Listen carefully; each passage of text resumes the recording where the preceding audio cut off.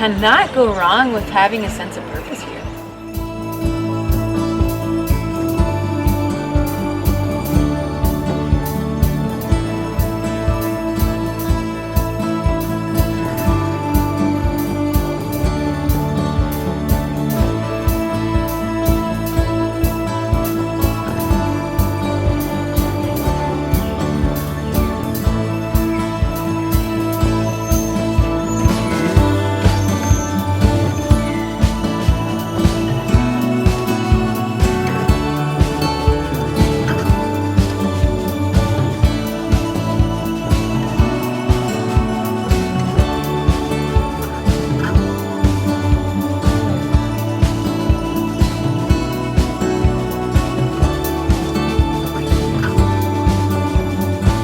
But it feels right, and it feels like absolutely we should be doing this because that's what we're called to do, and that's the kind of people we're supposed to be, and that's what showing God's love is.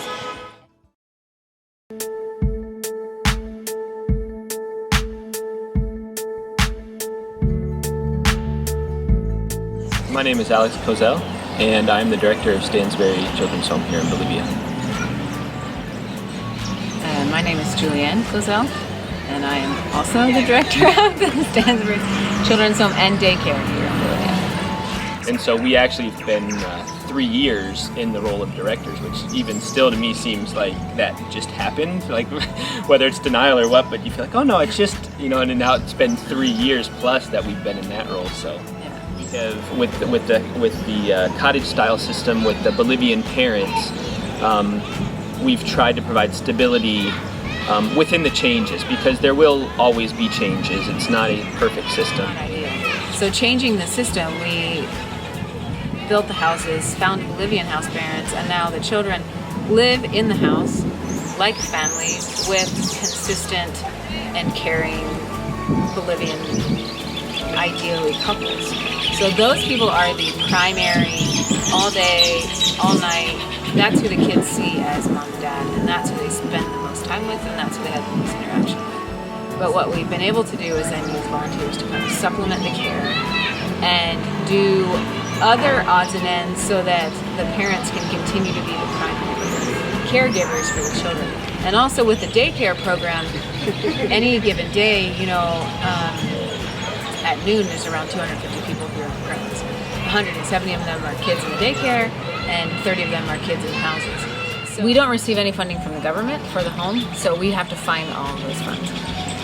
So what happens, the way we usually do it, is that we have a sponsorship program. So each child has between, ideally, 3 sponsors, or one sponsor who pays 3 quotas of $35 a month. And that helps to cover things like housing needs, food needs, hygiene needs, education needs, caregiver needs, helps pay salaries, and helps us pay the bills to keep this place running. One big goal, and I say what we're pushing for right now, is quality of care. And so we've been trying to do a lot with understanding what our kids are going through, trying to figure out what's the best way to help kids who are coming from traumatic histories, who are coming from abuse histories, alcoholism, you know, fetal alcohol syndrome. So a lot of times you have all these kids and you just expect them to say, oh, great, I'm in a great home now, I'm just gonna pull up my bootstraps and everything will be fine. And then they get to adulthood and that's not always the case.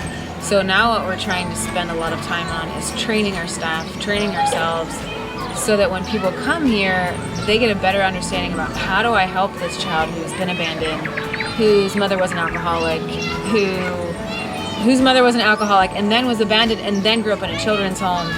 How do we help them deal with their past? How do we help them heal from their past? And how do we help them live with that past?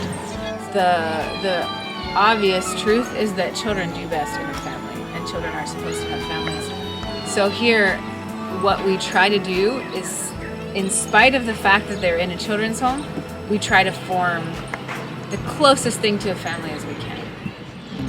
Well, I think, you know, for one, we provide safety, and we do provide a place where, where the children have a a safe place to live and be taken care of, the basic needs that are their right, that in a lot of cases have been taken away one way or the other. We give belonging. I think we help the children find a sense of belonging in this family unit. It's not the original family unit that they had, but in a lot of cases they come with biological siblings. So we allow siblings to stay together and form, in that sense, their own kind of family amongst themselves, but then also in the greater Stansberry family, a place of belonging. I think something else that I love about this place, this actual physical place, is when I was a kid I used to say, okay, I want to live in a place where I could step out my front door and be in the city, step out my back door and be in the country. And I think this is just about as close to that as you can get. I mean, we have milk cows, we have chickens, and you can hear the bus, and I can get on the bus, and 15-20 minutes later you're in the center of town. So there's just a lot, and the adventure elements of being in Bolivia, everything is kind of unknown, and I kind of really enjoy that.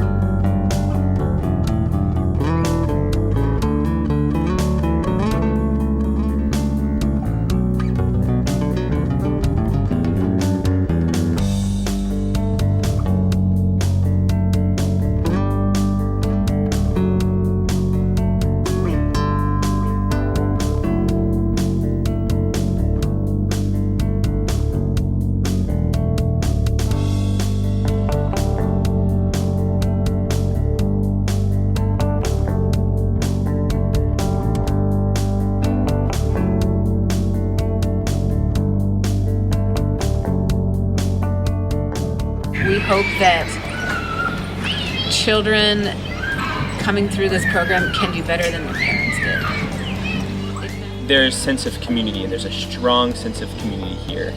And that is something that, no matter what is going on, that brings life and brings energy to this place. And that's kind of what gives that extra push of always, when you ask about about plans, well, that's always what makes you think, well, no, we have a little bit more.